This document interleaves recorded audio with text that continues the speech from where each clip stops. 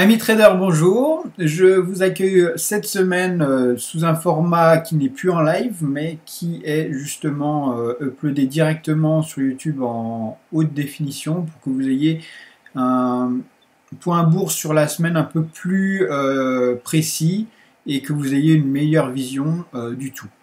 Alors on commence cette étude sur une semaine qui va commencer à être vraiment chargée, cette semaine à partir du 26 avril.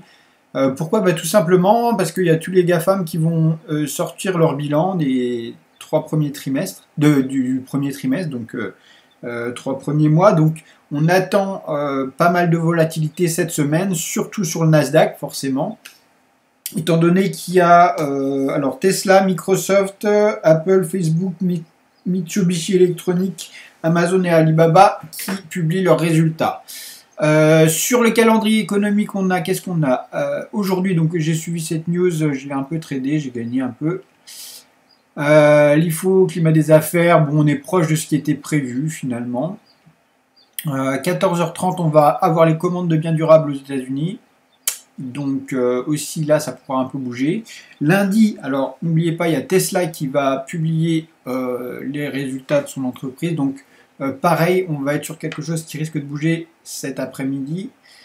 On a mardi, alors je ne sais pas exactement à quelle heure il publie, mais voilà, généralement le marché américain réagit dès l'ouverture, donc soyez prudents. Mardi, on va avoir donc pour ce qui nous intéresse, au Japon, le communiqué de la politique monétaire. Ça aussi, ça va être suivi sur les perspectives économiques.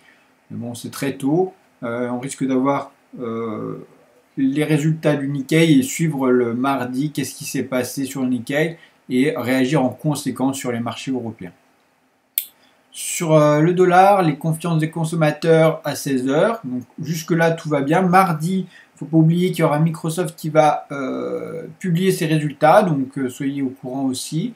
Mercredi, grosse journée. C'est là où on attend le plus de volatilité. Pourquoi? Tout simplement parce qu'on va voir la décision de la Fed et des taux d'intérêt. Taux d'intérêt qui, est-ce que la politique va être de maintenir des taux d'intérêt bas et donc continuer l'achat d'actifs comme ils l'ont toujours fait, ou justement du fait que l'économie va mieux, vous commencez à tasser les achats d'actifs qui pourraient déclencher un vrai vent de panique sur les bourses, étant donné que vous avez vu la semaine dernière, on a commencé à voir les premiers signes de de vente, les ventes à découvert assez importantes, brutalement. Donc voilà, c'est un peu un climat un peu anxiogène actuellement jusqu'à mercredi. Et la décision sera le soir, donc faites attention mercredi soir avec le communiqué de presse de la FOMC, etc. Donc vers 20h, 20h30, 21h à la clôture, ça va être violent. Autrement, sinon, on a l'IPC en Australie, au Canada, vente au détail. Les stocks de pétrole aussi qui seront suivis à 16h30.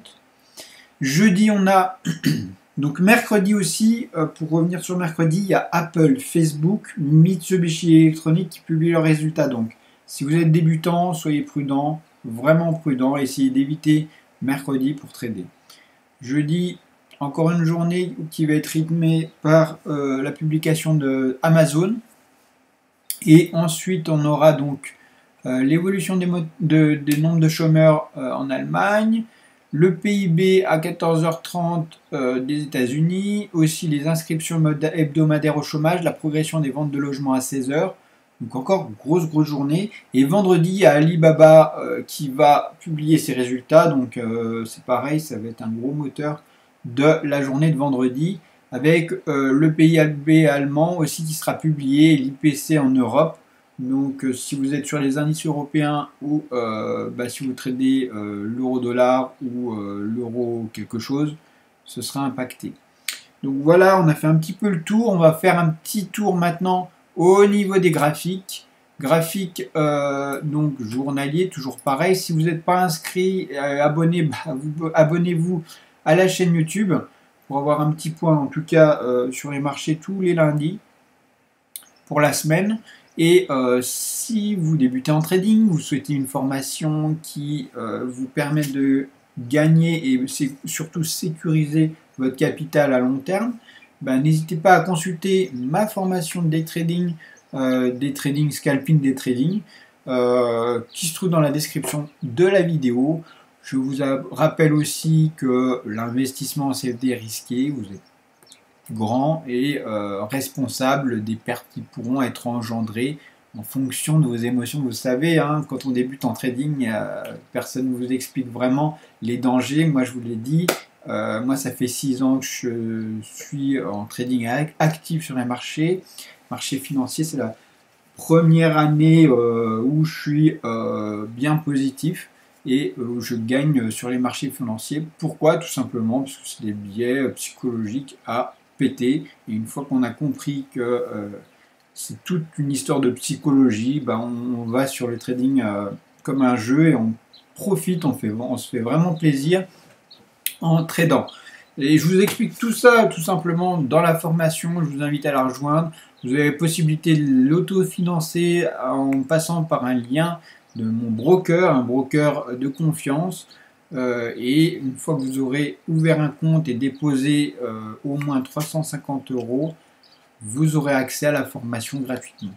On revient sur les graphiques. Bah là, vous avez le SP500. Vous voyez qu'on a eu cette progression en ligne droite jusqu'à la R2 mensuel à 4168. Et là, vous voyez qu'on a eu un premier retracement. Et on voit que ça pousse pour aller un peu plus haut encore.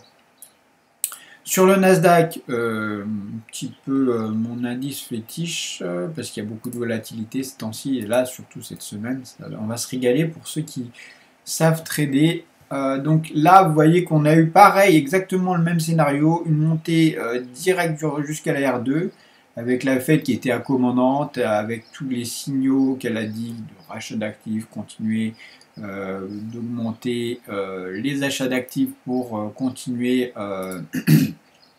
l'inflation, etc. Surtout soutenir l'économie tout simplement, hein. Mais on reste en dessous des 14 000 points, on est prudent et les marchés sont prudents, vraiment prudents ces derniers temps, donc on attend à avoir une réaction, donc autant en achat qu'en vente, mais vous voyez que si on passe en dessous de ces bougies-là, en dessous des 13 700 points, on risque de rejoindre facilement la R1, voire beaucoup plus bas. Donc là, c'est la base, d'ailleurs on le voit dans l'information, là on est sur une période d'attente. Quand on a des bougies avec des grandes mèches comme ça, c'est une période d'attente. Les marchés sont incertains et on voit que les investisseurs ne sont pas encore en position. Long terme, moyen terme et court terme. Ici sur le DAX, alors marché qui était un peu moins poussif, on s'est arrêté sur la R1. Vous voyez que la R1 fait vraiment effet de mur. On a retracé, vous voyez qu'il n'est pas allé la rechercher, la R1, donc on reste en dessous.